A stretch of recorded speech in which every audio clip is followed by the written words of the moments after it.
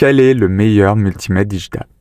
À gauche, on a un multimètre Flux 175 et à droite, c'est un multimètre Tenma 7213-440.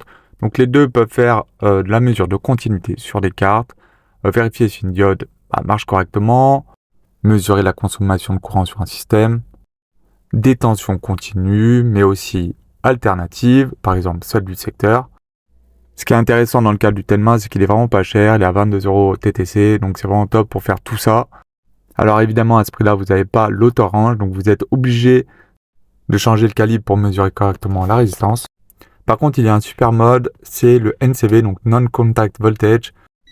Ça permet de détecter les zones sous tension avant d'intervenir sur un système par exemple. En conclusion, ce multimètre est totalement adapté à un usage domestique. Le Flux 175 est plutôt orienté sur un usage professionnel avec une option par exemple True RMS. Vous pouvez aussi visualiser la fréquence par exemple du secteur, mais aussi pour d'autres matériels comme des onduleurs. Un truc que j'aime bien utiliser, c'est la mesure de capacité sur des condensateurs.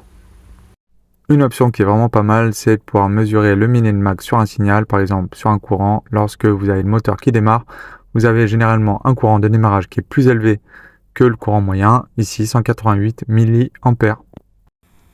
Bon, évidemment, le minimum c'est 0. Le courant moyen c'est 22 et ici en réel vous avez 28. Donc là on est sur un usage pro, donc les niveaux de sécurité sont des catégories 3 et 4, c'est pour les tableaux électriques notamment.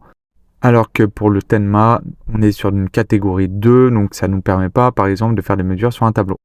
Pour un multimètre Flux, vous êtes autour de 327 €, donc c'est beaucoup plus cher que pour le Tenma. Donc ça dépend vraiment de l'application. La plupart de mes réparations à domicile nécessitent seulement le Tenma.